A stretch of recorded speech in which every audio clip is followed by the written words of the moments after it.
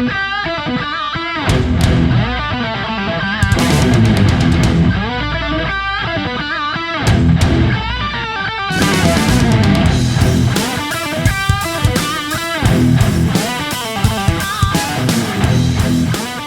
right, I hope everyone survived the Labor Day weekend. There's a lot of folks out there fishing. A lot of people were catching fish. Wasn't great, but it was, a good time to be out on the water if you were in by 10 o'clock. So what we're going to do is we're going to take a look at a few pictures from last week's catches, then we'll get right into the report.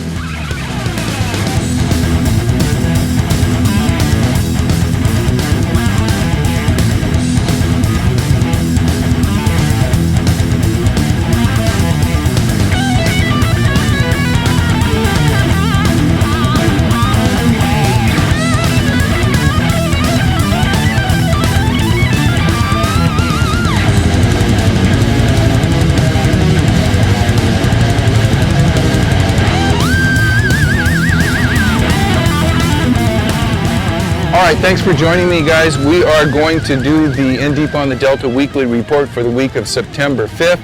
And like I said, hopefully everyone survived the Labor Day weekend. It was busy out there, but there were a lot of fish to be caught and a lot of fun to be had. A little bit of river business before we get into the report. Number one, September 14th, that's the Summer Bash, the family fun day out at Holland Riverside Marina.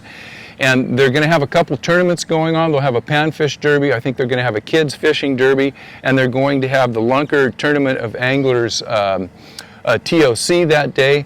So there will be plenty of fishing related stuff. They're going to have barbecue trucks out there. They're going to have some entertainment and some booths out there to come out and just kind of have a good day, a great day on the Delta. That's going to be a family fun day. If you have any questions for the Summer Bash out at Holland Riverside Marina, you can contact Marlon from Crappie Closet Baits, 510-691-0586. If you want to contact Steve from the Lunkers Tournament of Anglers, he also has information on the day. That's going to be Steve at LTA Lunkers Tournament of Anglers .fishing. Steve at LTA.fishing. They can give you information on the Family Fun Day, the Summer Bash, that's September 14th. All right, what's going on from there? Before we get into the report, I'll let you know on a little situation that I had with my partner Ted, Coach Ted. We were out fishing last week, and if you remember a couple weeks ago, I showed you kind of a gruesome picture of Ted with a treble hook through his finger. And I think he won some kind of award for having the most painful day of the week or something, whatever it was, I called it. Anyhow, we're out with Ted early in the week, fishing, having a good time. Ted catches a nice little fish. Next thing I hear an expletive, I turn around. He's done it again. He's got another treble hook in his finger, twice in 2 weeks. So here's the deal. I got all this on camera. Ted and I are going to do a video on removing hooks, how to prepare, what you should have on your boat to aid in removing hooks, and the types of medication you might have. And here's the deal about Ted. He's going to be leading the charge on this. We call him Coach Ted, and Ted is a highly decorated state championship high school football coach. He's also a large vet surgeon, a large animal surgeon. So Ted has some background on cutting into all types of flesh, and I think Ted's got some really good information. And we'll talk about, when you should remove the hook yourself, when you should let it stay, when you need to go to a doctor, how to do it safely, some of the areas maybe on your hand or, on various parts of the body where if there's a hook impaled in you, you want to go directly to a doctor. We'll have information like that. So that's going to be something that I think you guys that are, especially this time of year, fishing with jerk baits and a lot of treble hook, topwater stuff. Good to know, and I'm waiting to hear what Ted has to say, and we have the whole video of him getting hooked and removing everything on video, and we'll go over all of that. So that's coming up. Little plug for In Deep on the Delta. Let's get into the fishing. We'll start off with the stripers. And I talked to Jeff Suhu, gave Jeff a call from Suhu Sport Fishing. Jeff has been out there fishing, and he's a striper guy. So I wanted to get the skinny from Jeff, and I always like talking to Jeff because he is connected with he is also an offshore captain during the summer months. Jeff is connected with all the guys that are fishing the bay and the ocean. So he's seeing these flights of stripers come in as they come through the bay, Honker Bay, Grizzly Bay, as they come through the system, and he kind of has a good idea what's coming up. Well, Jeff has been doing very well. He generally fishes live bait, but Jeff has been trolling right out around Sacramento, San Joaquin in there, doing very well with nice fish, and his outlook for the next couple weeks is pretty high. A lot of fish, a lot of big fish still in the bay coming this way. There's a lot of fish that are filtering into the delta. They've been here for several weeks now, and the fishing has been good. Like I say, he has been specifically fishing on the troll, but I've talked to people that have done everything from pick them up to jigging, vertical jigging. Get out there early. They're catching bigger fish on topwater baits, and basically anything you want to do. I know the guys here around Paradise are still catching a lot of bluegill and just fly lining them. Ted and I were down in Whiskey Slough. We saw several large schools of stripers boiling, and one thing I'll tell you, all those fish that are boiling out in the middle, they're not all stripers. We found out that as we came up upon a few of those, we started catching largemouth bass. So some of the fish that are boiling that you may think are stripers are actually largemouth bass.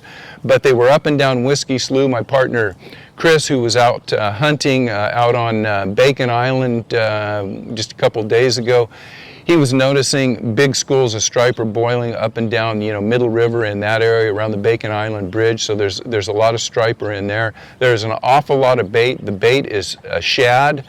It is not very big, maybe a couple inches or so, and these fish are just pushing them all around. They're pushing them into the rocks, they're pushing them into the bank, and the stripers are in. It's a good time to be fishing for stripers. A lot of bank anglers are catching fish, and it's just a good time to be out there, and I think we're going to have a real good striper season. So that's the striper report.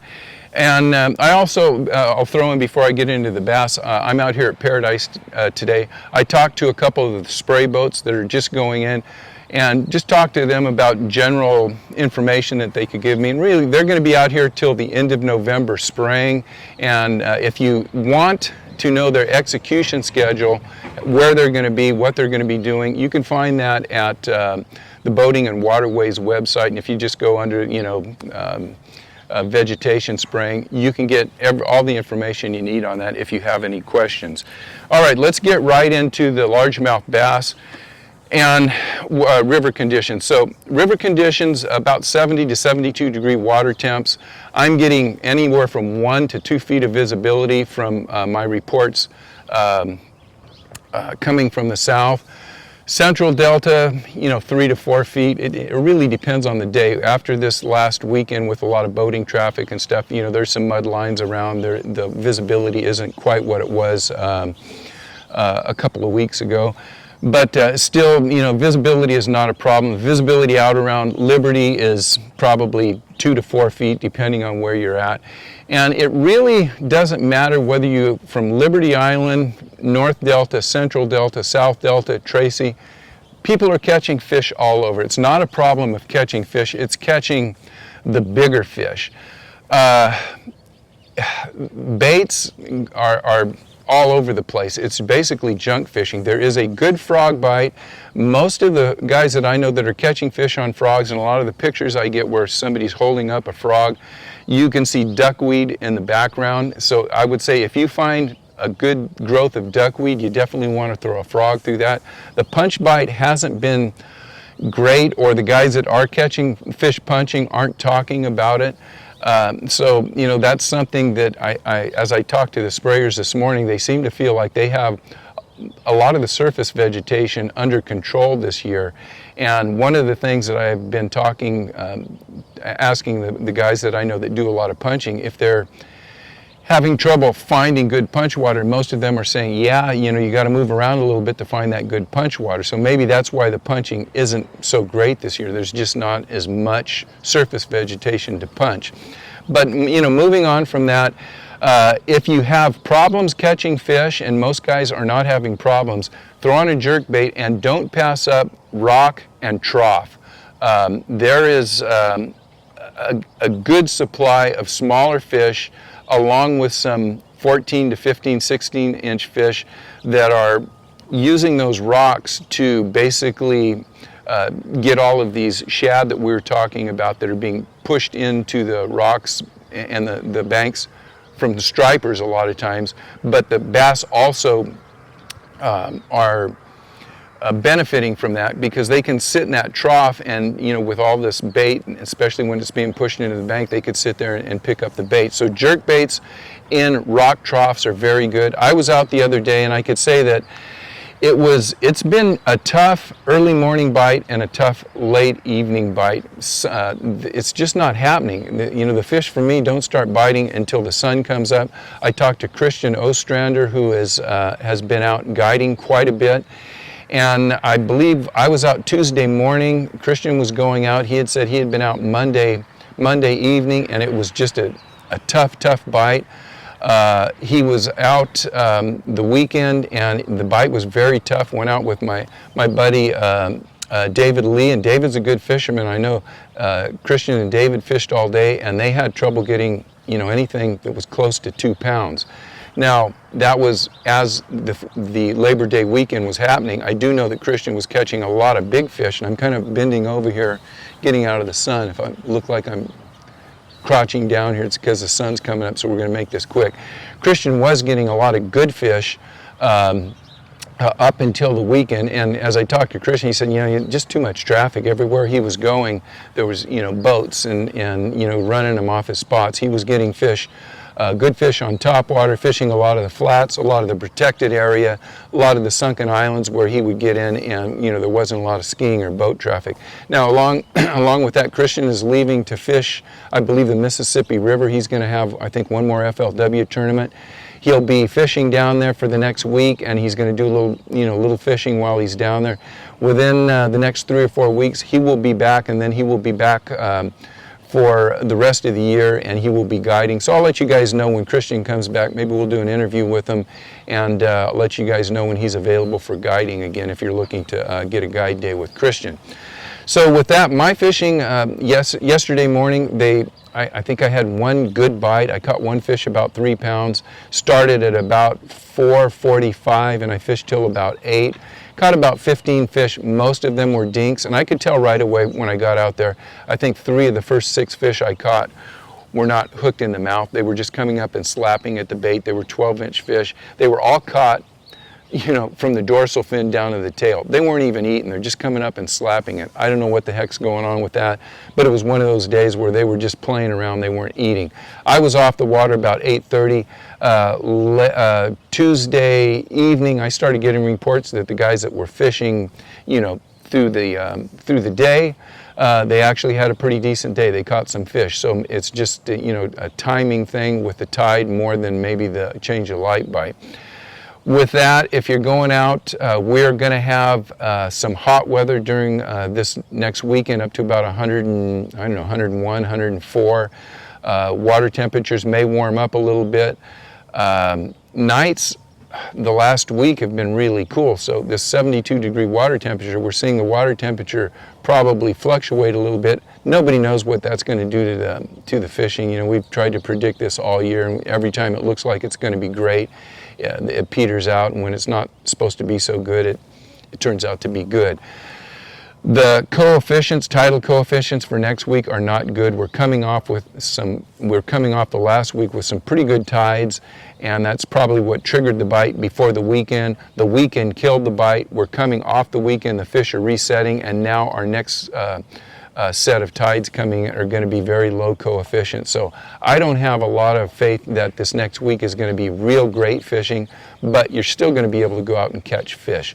Hopefully, when everything settles down, maybe after this week we start getting more of a late summer, fall settling.